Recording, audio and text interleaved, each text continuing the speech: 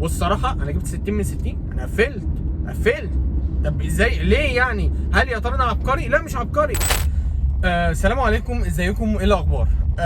طبعا انا كنت عملت لكم فيديو امبارح وعرفتكم فيه يعني ازاي المراجعه هتبدا وكده. طيب احنا دلوقتي بس عشان المهم ان احنا نبدا بنصايح تخص مراجعه الفيزياء. هي بس في الفكره في المسائل بتاعتها والحل وفي التدريب عليها. ده هو اصلا الفيزياء قايمه على كده، ان انت بتتدرب عليها كتير. فانت اتدربت على الفيزياء كتير، حليت كتير، هتلاقي عندك حصيله في المعلومات وحصيله في الخبره بتاعه المسائل. هتخليك ان انت في مسائل كتير قوي هتحلها بسهوله جدا. فلما هتيجي عندك المساله او اتنين يا عم 5 مسائل جداد اول مره تتعرض للفكره بتاعتهم، ان شاء الله هتعرف تحلهم، ان شاء الله هتعرف تفكر فيهم، هيبقى معاك الوقت، مش هتبقى متوتر، فدماغك تعرف تشتغل صح وتعرف تجيب الاجابه الصح. طيب هو انا المفروض اعمل ايه في الفيزياء الفتره الجايه علشان الم منهج الفيزياء صح؟ انا اولا كده انا معايا والله كهربيه وحديثه. طيب ما انا الكهربيه ديت اصلا كلها عباره عن قوانين اوم وكيرشوف والموتور والدينامو والمحول والقصه دي كلها. طب ما انا ابدا عليهم من البدايه كده حاجه حاجه.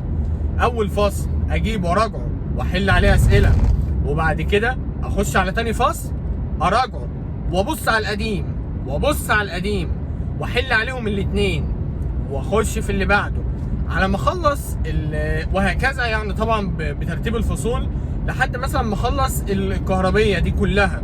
تمام، هبدا احل عليها شوامل، هحل عليها بقى كتير شوامل وافكار كتير، اتعرض كتير، وطبيعي ان انا يقف قدامي مسائل لاول مره طبعا. طبعا ممكن يقف قدامي مسائل، ده لازم يقف. انت لو ما بيقفش قدامك مسائل اعرف ان انت بتحل غلط، اعرف ان انت مش ماشي صح. ما يا اما انت واصل لمستوى عالي قوي يا اما انت بتحل كتاب ملوش لازمه. فانت لا يا عم، في نيوتن وفي الامتحان، وفي كان على ايامنا كان اصعب حاجه كانت الوسام، بس افكاره ما بتجيش. طيب انا المفروض ان انا خلصت اهوت الكهربيه وحليت عليها كتير. بتخش طبعا على الحديثه.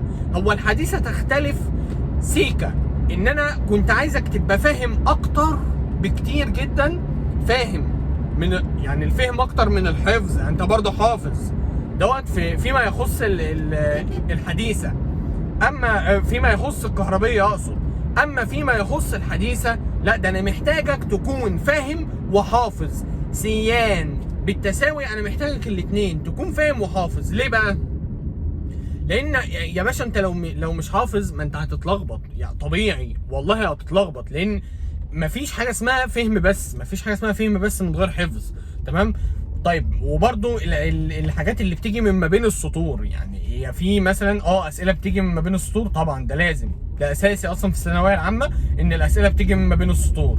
طيب انا دلوقتي لو مش حافظ كويس هعرف اذا انا فاهم بس هو عايز الكلمه ده اهي، هو جايب السؤال على الكلمه دي، بيلعب اصلا في الكلمه دي، وانت حضرتك حطيت لي كلمه ثانيه مكانها عشان حضرتك فاهم. يا عم على عيني وراسي، بس مش هتعرف تجاوب الاجابه الصح. فانت لازم تكون فاهم وحافظ، ده فيما يخص الحديثه. اما الكهربيه قلنا ان انت لازم تحل عليها كتير وتتعرض كتير، تكون فاهم اكتر وحافظ برضو، بس تكون بتتعرض كتير وتحل كتير وتحل بقى شوامل يعني على قد ما تقدر. انا عايزك مثلا تراجع في شهر وتقعد تحل الشهر اللي بعده. انت بتحل كده بس اللي اقصده ان الحل بعد كده هيبقى كتير جدا. انا افتكر ان انا على ايام انا كنت مخلص كل الاسئله اللي في كتاب نيوتن، والصراحه انا جبت 60 من 60. انا قفلت. طب ازاي؟ ليه يعني؟ هل يا ترى انا عبقري؟ لا مش عبقري. هو الفكره ان انا اتعرضت كتير لمسائل وافكار ياما، وحليت افكار ياما، حليت مسائل بالهبل.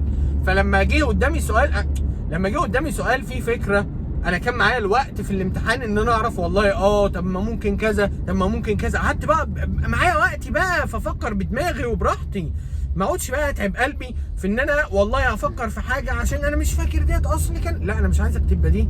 انا عايز المعلومه كده حاضره معاك في الامتحان، سهل ان انت تفتكر المعلومه في ثانيه كده، تعرف تلم بسرعه. فلما يجي السؤال الصعب تعرف تحله ويبقى معاك الوقت ليه. اما حضرتك لما انت ما يبقاش معاك الوقت هتضيعه كله، هتضيعه في الاسئله التافهه، فهمتني؟ بس يا سيدي هي دي قصه الفيزياء. طيب انا كده عرفت انا كدوري هعمل ايه، والمفروض برضو ان في مدرس هيمشيك بهذه الطريقه. يعني ايه؟ يعني المدرس ده هيقف وهيقعد يمشيك، يفهمك كل فصل، يخليك تراجع على كل فصل وتحل على كل فصل وتحل الشوامل، ويقف بعد كل فصل يسألك هو حضرتك فاهم ولا مش فاهم؟ طب وفاهم قد ايه؟ يعني حضرتك ايه اللي انت ما انتش فاهمه في الفصل؟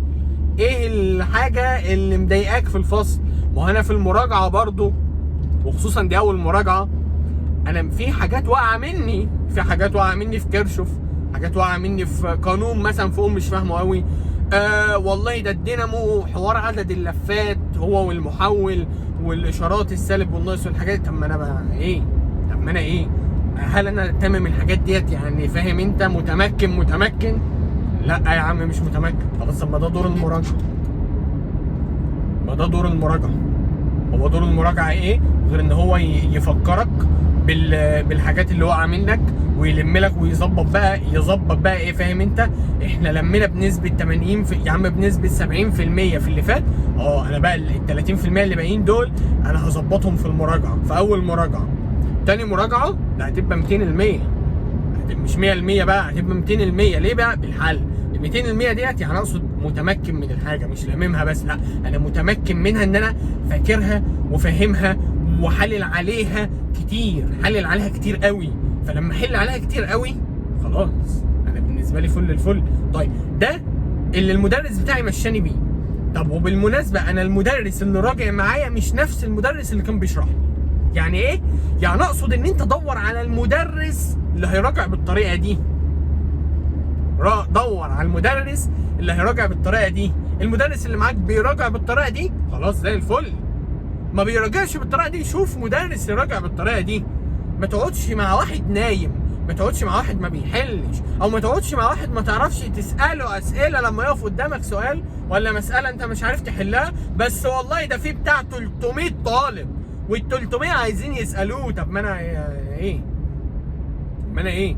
هل انا عارف اساله ولا مش عارف؟ لو انا عارف اساله خلاص قشطه. المهم ان انت ما تسيبش حاجه انت ما انتش فاهمها، لان محدش ضامن المفاجآت بتاع الممتحن ومفاجآت الامتحان تبقى عامله ازاي.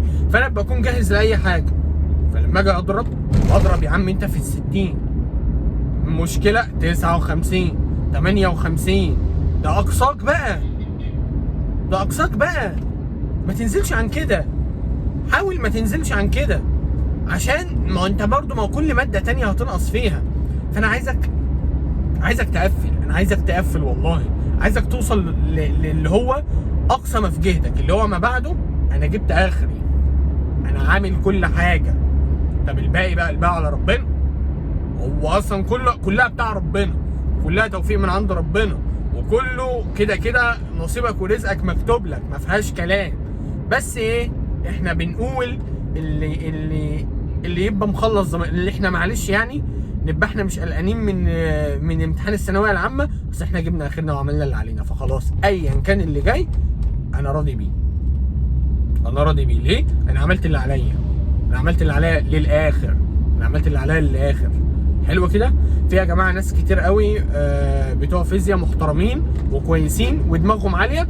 انا اللي اعرفه كنت بحب شرحه محمد عبد المعبود. كان شرحه الراجل دوت الله اكبر ما شاء الله عليه، يعني ربنا يبارك له. فاهم، انا فاهم تمام. ممكن انت برضه ما تكونش فاهم منه بس تفهم من حد تاني، تمام يا عم. توكل على الله. انا كنت بسمع برضه في ايامي في الحاجات الديفكتات اللي انا مش فاهمها، واحد بينجز في الشرح وبسريع، اسمه قناه اسمها مايكروبيديا.